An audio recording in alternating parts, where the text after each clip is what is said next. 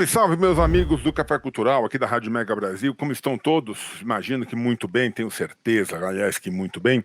Mais uma semana, mais um programa que a gente abre aqui falando sobre cultura, falando sobre arte, falando sobre conhecimento, falando como podemos ser melhores, seja conosco mesmo, seja com os relacionamentos. E quem eu tenho hoje aqui, esse meu mais novo amigo, Vitor Moreira. Vitor, obrigado por ter aceito o convite para ter aqui com a gente no Café Cultural. Vamos bater um papo sobre teu livro, vamos bater um papo sobre você, sobre a tua trajetória. Mas a primeira pergunta que eu tenho, Vitor, é aquela que eu faço sempre aqui no Café Cultural, já ficou meio que tradicional. Então, eu queria saber, antes de mais nada, quem é Vitor Moreira por Vitor Moreira? Legal, Sérgio. Muito obrigado por me receber aqui. É um prazer poder te conhecer, poder estar aqui conversando com os ouvintes, telespectadores. Legal. É muito bacana.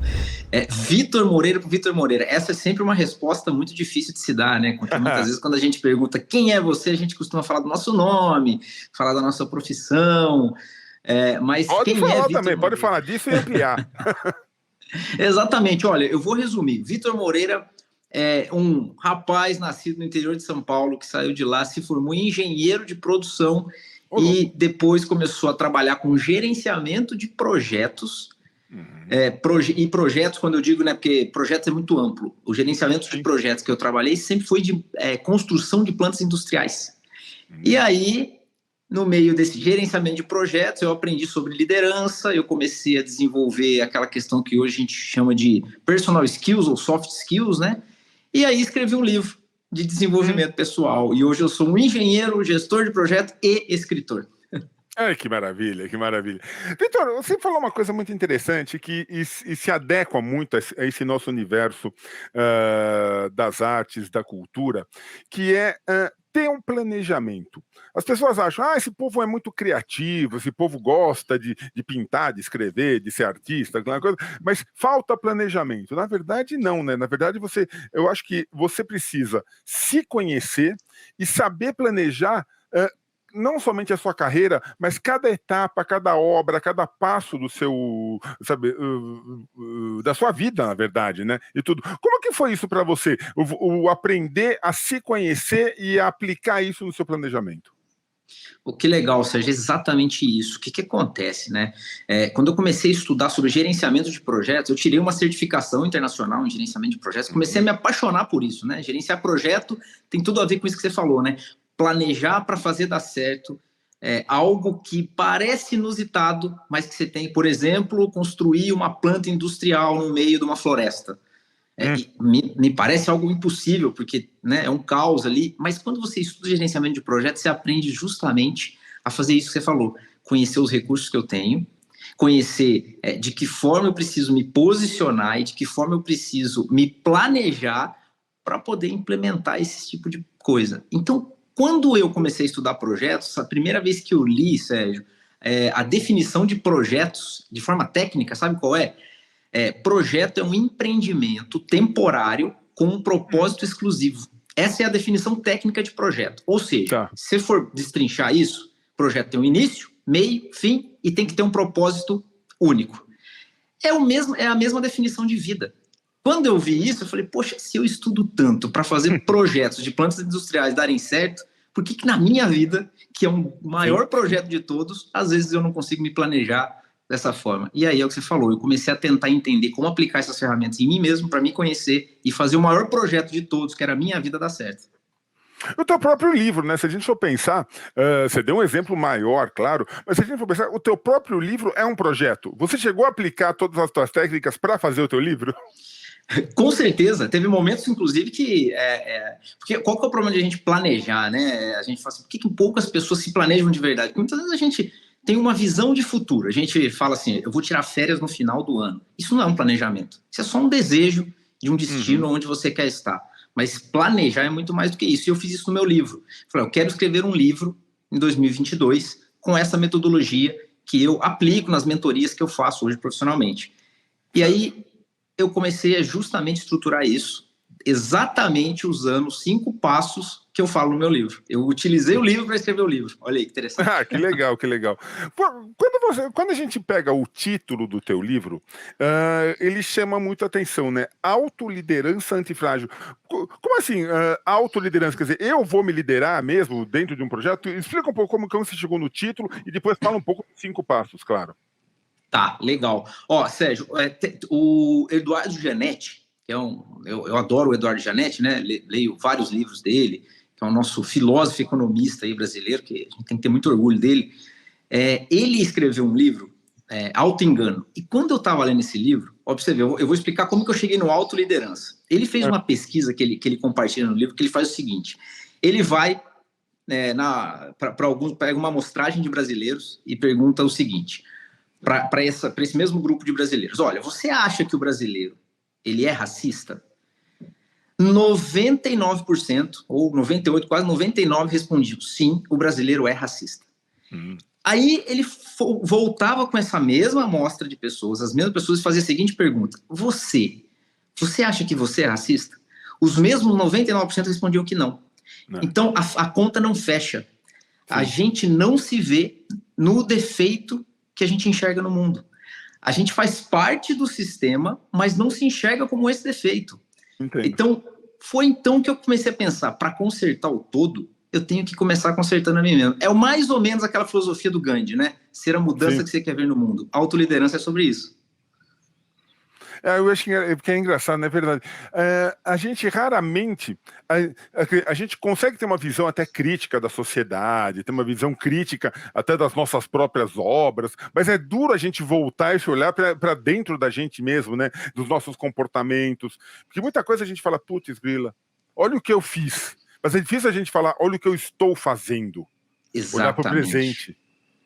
Exatamente, é muito difícil. A gente costuma, para explicar o presente, você pode perceber, a gente costuma dar a responsabilidade ao coletivo e não a nós mesmos. Então, sim, a gente faz uma análise dos problemas citando a sociedade. A sociedade, ela tem um problema, né? A empresa, as lideranças. Eu nunca me coloco no meio daquilo que eu estou criticando. E isso eu comecei a me incomodar muito. Eu falei: poxa, eu tenho que começar a me colocar.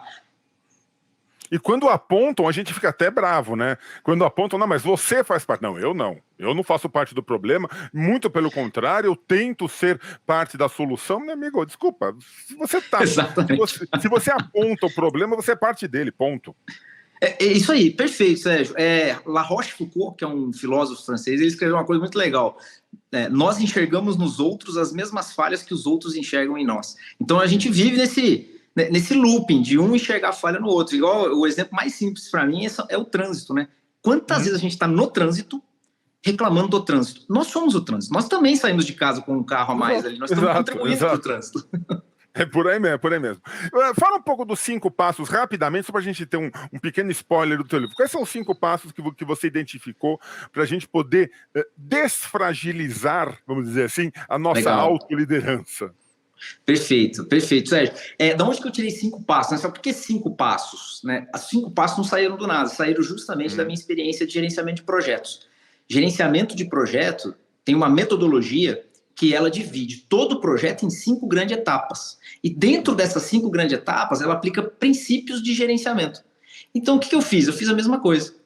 Separei a nossa vida em 5 grandes etapas e dentro de cada uma dessas etapas eu coloquei 2 princípios de gerenciamento para a gente se autogerenciar mesmo. Então, quais são essas etapas, né? Todo projeto a gente inicia reconhecendo os recursos que eu tenho. Então, por exemplo, se eu quero expandir uma fábrica ou construir uma nova, eu preciso fazer um estudo para saber se vale a pena construir uma nova em outra cidade ou expandir aquela que eu já tenho na minha cidade. Conhecer os recursos não é nada mais, trazendo para a nossa vida, do que a autoconsciência. E essa é a primeira etapa. São 5 As. O primeiro A é a autoconsciência. Eu conhecer as minhas forças, conhecer quem eu sou. E aí, aqui nesse ponto, Sérgio, tem uma coisa muito interessante. Todo mundo fala assim: todo mundo fala de autoconsciência, mas eu coloco algumas ferramentas no sentido de que, quando a gente fala reconhecer nossas forças, a gente costuma achar que força é aquilo que as pessoas admiram em nós. E nem sempre é isso. Porque, por exemplo, tem pessoas que são competitivas e são podadas por isso. Não, aqui no ambiente você não pode ser competitivo. E a competitividade, no lugar certo, ela pode ser uma baita força. Extremamente positiva, sem dúvida alguma.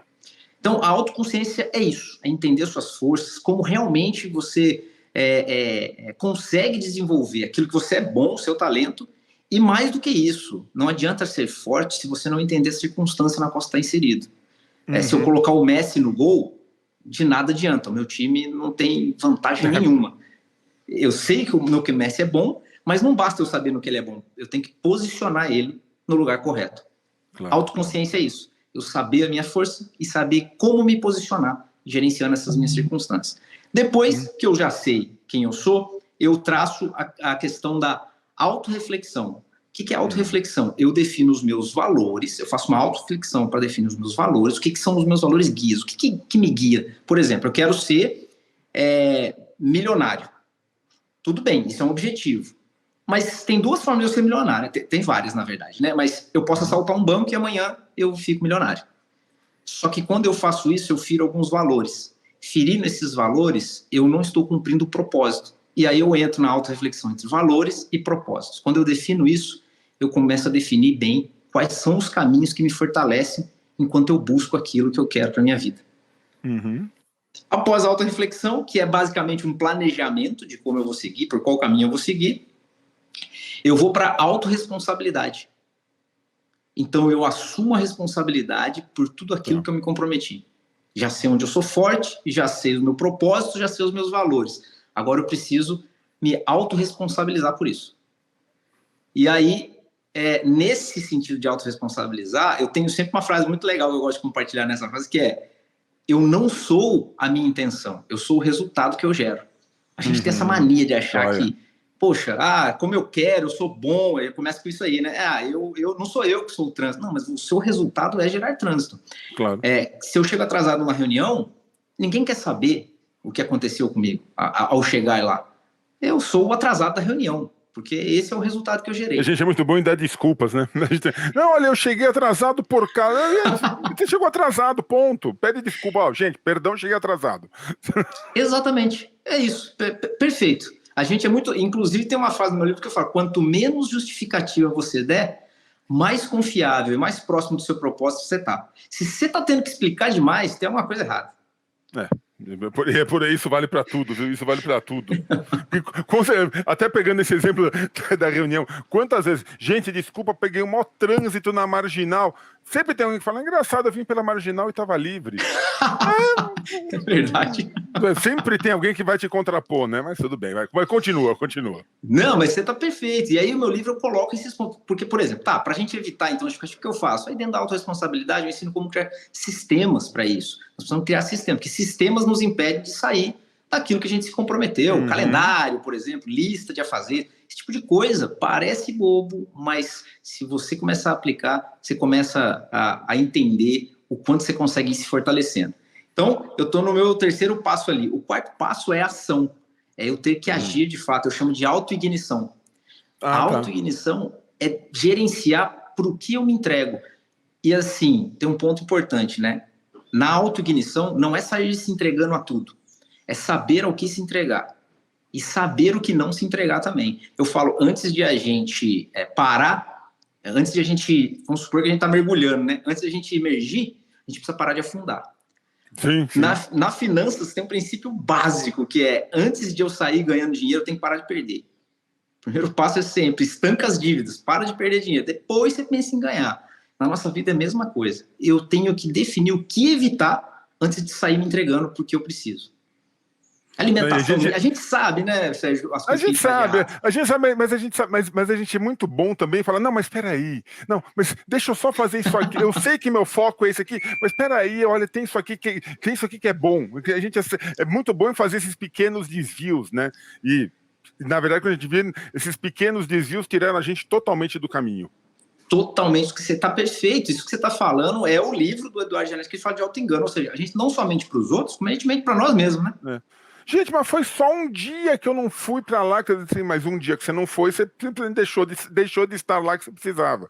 A gente é muito bom em fazer pequenas desculpas, pequenos desvios, gente, e como? Exatamente. E aí a autoignição nos ajuda a evitar isso. E por último, aí você fala, e aí tem o último passo, que é a autorregulação. eu já estou responsabilizado, eu já sei aonde eu devo me posicionar, eu já planejei as minhas transições, eu já sei quais circunstâncias a minha força ela vai se destacar, mas eu preciso sempre estar me autorregulando, porque a vida ela muda, né, a todo instante. Então eu preciso monitorar isso que eu estou fazendo e começar a gerenciar não só as minhas decisões, porque a gente é muito bom em tomar decisão, sabe? Se a gente toma uma decisão, é muito fácil eu saber uma decisão aqui e agora. Mas é difícil gerenciar as consequências dessa decisão. Ninguém para pensar nisso. Ninguém. A decisão, ela é igual o jogo de sinuca. Eu dou até esse exemplo, né?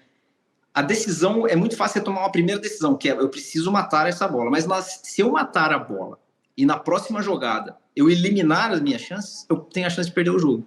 Então eu não tenho que só tomar uma boa decisão agora, mas uma boa decisão agora que me deixe bem posicionado na consequência. É por aí mesmo. Nossa, e engraçado, né? E você falando, eu lembrei uma vez, a gente pensa, né? Grandes projetos. Gente, às vezes, nas pequenas coisas, a gente identifica as nossas grandes falhas. Eu lembro que tinha, aqui perto da minha casa, abriu uma loja de bolos. Que estava muito comum na época, um pouquinho antes da pandemia. Todo mundo tinha aquela casa de bolos, tal, todo mundo comprava bolo, era uma delícia. Ainda tem muitas. Uhum. E eu lembro que um dia eu cheguei nessa loja para comprar um bolo, olhei assim a prateleira totalmente vazia, tava lá a dona da loja. Eu falei, olha, tem um bolo? Ela, não tenho mais nada, acabou. E era tipo assim, 3h30, 4 horas da tarde. A loja ia ficar aberta até umas 6 horas. Eu falei, poxa, acabou tudo? Ela falou, acabou. E eu tô com esse problema. Eu falei, qual é o problema? Aí entra um pouco o jornalista, o marqueteiro entrou um pouquinho para conversar com ela. E eu lembro que ela falou assim, os meus bolos estão acabando por volta de 4 horas da tarde. E eu já não sei, e não dá tempo de eu produzir mais. Eu não sei se eu aumento a minha produção para ter bolos até o final do dia, e se eu não vender? Olha. Ou eu simplesmente falo, não, essa é a minha base, eu não sei que decisão tomar. Se eu aumento a minha produção agora, e se eu não vendo? Depois vai sobrar esse bolo, eu vou ter prejuízo. Eu falei, sabe o que você só não pode? É deixar ter cliente na loja e falar que não tem bolo. Porque você está criando já um conhecimento de que, não adianta chegar lá no final da tarde que não tem mais bolo. Que não vai ter. Então, exatamente. assim, ou você produz, nem que seja meia dúzia de bolos e coloca aqui, ou daqui a pouco todo mundo vai saber que deu 4 horas, não tem mais bolo na tua loja, e aí você pode fazer o que você quiser e não vai ter cliente. Perfeito. O que eu sei é que ela acabou fechando a loja, viu? Tadinha. Fechou a loja? Fechou a loja da mulher. Eu achei que ia ter um final feliz, mas não teve. Não teve. Mas eu contei essa historinha também, Vitor, porque é o seguinte, tudo que você falou, assim, o autoconhecimento, a autoliderança, os autopassos, é muito mais fácil a gente terceirizar, né? É muito mais fácil eu olhar e falar assim, não, peraí, eu vou contratar um coaching, eu vou contratar uma consultoria, eu vou perguntar para um cliente que entrou na loja. Terceirizar as decisões é muito mais fácil do que a gente tomar. E acho que a grande dificuldade é essa, né? Ter essa autoliderança, que nem é o teu livro. Sensacional, o seu ponto está perfeito, Sérgio. Essa questão de terceirização, inclusive, que você está falando, o Zygmunt Bauman, que é o que eu cito no meu livro, né, aquele filósofo polonês que fala sobre mundo líquido, amor líquido, ele fala que nós vivemos numa época líquida, né, da modernidade líquida, tempos líquidos. O que ele quer dizer com isso? Que nós não somos mais o que éramos, então as instituições elas já não são mais o que era de anos atrás. Mas nós também não temos definido o que vamos ser. Então nós estamos numa fase do mundo de transição, nós não sabemos quem somos de verdade, nós somos uma sociedade em completa transição, e aí vem quando a gente está começando a se encontrar, amanhã já lança uma nova tecnologia, aí vem o ChatGPT, muda a forma como a internet começa a trabalhar, e a gente vive nesse mundo caótico e líquido, que o Zygmunt Bauman falou. E nesse mundo, o que a gente costuma fazer? Você colocou assim, cirurgicamente, a gente começa a buscar terceirização, a gente fica tão paralisado com tanta coisa acontecendo, que quanto mais a gente puder terceirizar as nossas decisões, mais a gente faz. Pode ver, hoje, eu estava lendo um estudo esses dias sobre a questão de que os jovens, inclusive a minha geração, perdeu muito de uma capacidade cerebral de noção de espaço devido a gente não mais usar mapas, e sim a gente se locomover por GPS. Então, até a decisão de caminhos que a gente precisava ir, a gente terceiriza para o Waze e vai, sem nem entender como é que está acontecendo as coisas. E critica, né? E critica. Ah, não, mas o Waze me joga, olha, por dentro de um bairro aqui que é perigoso. Mas você que programou para onde você queria ir. Exatamente. Você colocou lá. Ele simplesmente executou uma ordem que você deu. É isso. É isso. E é interessante, né, a gente pensar nisso, porque daí nós começamos até mesmo, Sérgio, eu fico abismado quando eu olho, até mesmo os aplicativos nos acenam até mesmo com a promessa do grande amor, tal do Tinder, né, que aparece, até esse tipo de decisão a gente está começando a terceirizar na nossa vida. E culpa o Tinder, né? Aquela coisa, poxa, a vida não apareceu ninguém com o meu perfil. Tá, mas você fez o quê? Tá sentado no sofá esperando alguém entrar no... Ah, gente, dá licença, sai de casa, faz alguma coisa. Exatamente. Mas que, na verdade, esse é um grande jogo que os consultores acabam jogando e jogam muito bem, né? Porque aqui entre nós, pelo menos aqui entre nós dois, né? Assim, você contratar um consultor, ele não vai te resolver as coisas. Ele só vai mostrar para você que você tem a resposta. Sabe? O grande jogo de consultores é bem esse. Isso. Ele vai te fazer perguntas e perguntas e perguntas e perguntas para que você mesmo descubra a resposta para o teu problema. E aí você fala, nossa, mas eu contratei o cara lá, ele foi cirúrgico no que ele, sabe, na solução. E daí ele fica rindo da tua cara. Eu falo, cara, eu não fiz nada. Eu simplesmente mostrei para você que você sabia o caminho, mas você não estava reconhecendo.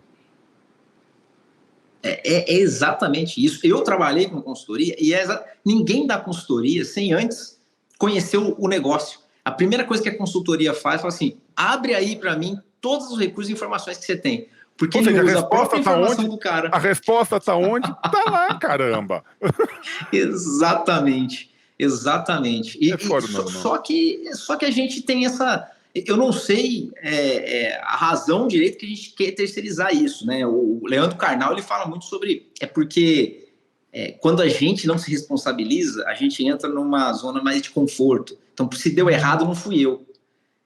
E aí a gente tem essa mania, né? É a questão do psicólogo. Eu vou num psicólogo para ele para ele descobrir o meu problema. O psicólogo vai fazer o que? Vai fazer você falar. Isso, exatamente. Sabe, nada contra psicólogos, muito pelo contrário, eu tenho grandes amigos psicólogos, psiquiatras, tudo assim. Mas ele vai fazer o quê? Ele vai fazer você falar. E você se abrindo, vai chegar uma hora que você mesmo vai falar, olha, o meu problema é esse. É isso, exatamente. É por isso que o pessoal fala muito, sabe, Sérgio, que você está falando isso, e aí muita gente fala assim para mim, ô Vitor, por que você não falou sobre liderança? Porque liderança dá mais engajamento, você ia ter conseguido mais seguidor, mais rápido. Eu falei, é justamente porque eu não quero conseguir seguidor, eu quero de fato ajudar as pessoas. É por isso que eu coloco o auto na frente. Auto, e está entre parênteses no título do meu livro, autoliderança. O Sócrates tem uma frase maravilhosa que ele diz, nenhum homem pode liderar outro se ele não aprender a liderar a si mesmo. E a gente está numa fase que as pessoas não conseguem se liderar. É impressionante. É engraçado, né? As pessoas perderam um pouco acho que a credibilidade em si mesmo. A gente terceirizou tanto, isso, a gente jogou tanto para fora as questões, e aí até quando veio a pandemia, que a gente foi obrigado a nos voltar para dentro, a gente acabou não achando. Então eu acho que você foi perfeito quando colocou que a autoliderança não pode ser frágil. Porque, na verdade, é o seguinte, as pessoas não são frágeis. Elas se colocam em situações, em posições frágeis, elas se autofragilizam, mas, na verdade, é o seguinte, você se descobrindo, você se desfragiliza. Eu não conseguiria dar uma definição melhor, mas adorei isso que você falou. Realmente pode usar. Pode usar. Já roubei a ideia. Porque, na verdade, você explicou exatamente o conceito do livro com as palavras bem mais diretas e simples. É isso mesmo. As pessoas elas se autofragilizam. Você tem toda a razão. E a intenção do meu livro é justamente isso. Pessoal, estamos todo mundo se autofragilizando sem necessidade. A gente pode voltar a acabar com essa fragilidade nossa. E essa foi a intenção de escrever o livro. Que legal. E encontrar uma forma de se expressar, né? Eu acho que todas as pessoas precisam encontrar uma forma de se expressar. Seja que nem você achou por um livro, por um livro dentro da tua área, da tua forma, e foi perfeito. Seja por uma canção, seja por uma peça, seja como por um quadro, seja por uma palestra, mas acho que assim, eu acho que encontre a sua forma de expressão. Quando você encontrar essa forma de expressão que te complete, você começa a se liderar, você começa a se desfragilizar, e aí você vai viver, né? Porque, na verdade, o que a gente está fazendo, que nem você bem colocou, é ir cada vez mais dando passos mais curtos, e a gente não pode. Eu acho que o mundo hoje pede passos não rápidos, mas consistentes. Consistente. Tem um princípio dentro do meu livro que eu chamo de gerenciamento de consistência. Então, é exatamente isso. Passos consistentes. E isso que você falou de expressar é muito interessante, porque quando eu sou engenheiro de produção, né? Então eu sempre aprendi muito sobre produção mesmo.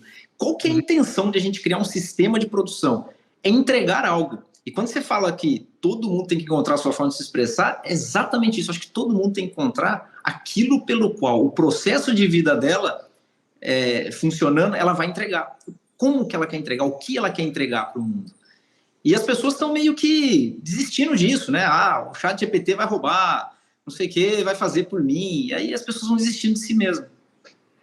E eu acho que é bem o que você falou, Vitor, é se compreender. Gente, vai ter um monte de coisa. Aí veio essa coisa da inteligência artificial que agora está assustando todo mundo.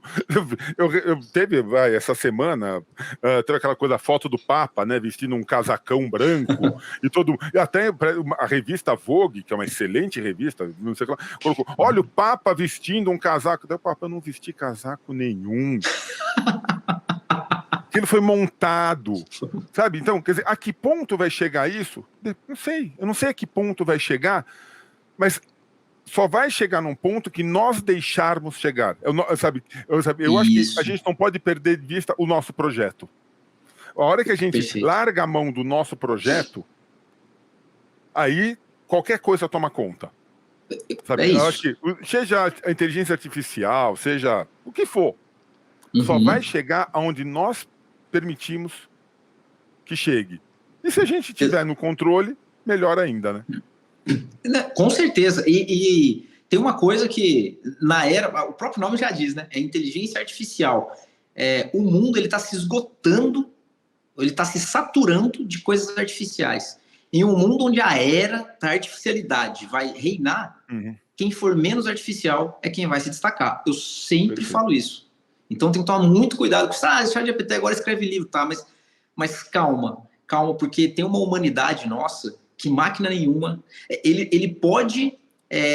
O ChatGPT pode desenvolver para nós contas de como ir para a Lua, mas quem soube ir para a Lua fomos nós. Quem vai ter que pisar na Lua é um ser humano, não tem como. Ser humano. Um robô pode até pisar antes, não tem nenhum problema. Ele está preparando para o dia que a gente chegar lá. Então a gente só não pode perder isso de vista. É isso aí.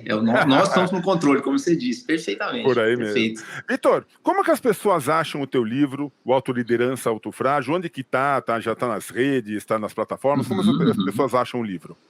Se der um Google no título, vai achar nos grandes e-markets hoje, nas grandes livrarias, na Leitura, na Americana, Submarino, mas eu sempre indico comprar na Amazon, porque a entrega da Amazon é muito rápida mesmo, está entregando, em alguns casos, no mesmo dia, dependendo do local. Então, eu sempre pode encontrar lá na Amazon, e a outra coisa que eu indico a Amazon é porque lá tem um livro digital, o Kindle. Então, meu livro você encontra na Amazon, o físico e o digital. O livro é esse aqui, ó, tô até com ele aqui no colo. Legal. A Autoliderança Antifrágil. E aí eu vou deixar uma dica aí para quem quiser, até você, se quiser entrar lá, eu tenho um Instagram que é @VictorAlmeidaMoreira. Ia perguntar agora, repete, por favor. @VictorAlmeidaMoreira, tudo junto. Então, @VictorAlmeidaMoreira. Por que eu indico o Instagram? Primeiro porque eu sempre, diariamente, eu não deixo de postar um conteúdo a respeito dessas conversas que a gente está tendo aqui. Sobre autoliderança, sobre a antifragilidade, sobre como a gente desenvolver isso. E um outro ponto, tem um link lá na minha bio que dá para baixar um e-book gratuito com um sumário do livro e dos princípios e das 5 etapas que eu falei aqui. Então, geralmente, eu dou esse e-book de graça mesmo, a pessoa lê, e ao ler, eu tenho certeza que a pessoa vai se interessar e vai querer saber mais. E aí lá vai até o livro. E você, escrevendo essas novas dicas, suas novas percepções, na verdade já está começando quase que o segundo livro, né? Já está começando já está começando a pegar subsídios para dar continuidade. E por favor, Vitor, porque eu acho que as pessoas precisam desses estímulos, precisam acreditar em si mesmas, entender que não tem nenhum problema você perguntar, mas a decisão tem que ser sua. Sabe? A resposta sempre vai estar dentro de você, vai estar num ato, vai estar numa atitude, vai estar no teu projeto de vida, seja ele qual for. Vitor, super legal, queria te agradecer demais. Nosso tempo aqui, ó, meia horinha, voa. Brincadeira, parece que quando a gente bate papo, meia horinha voa. Mas quero te agradecer demais, Vitor, muito obrigado. E assim, tendo novidades, tendo novas percepções, vem tomar um café com a gente. Perfeito, Sérgio. Eu que queria agradecer. Foi um prazer estar aqui com você. E as portas também estão abertas para o lado de cá. Quando você precisar, o que você precisar, você me fala aí. E depois você me passa aí o endereço para eu te mandar um livro de presente. Opa, legal, super obrigado, valeu. E a você que assistiu mais essa edição do Café Cultural, meu abraço, muito obrigado. A gente volta logo com mais um programa tão gostoso como esse, tenho certeza. Abraço, gente. Valeu, Vitor, até mais.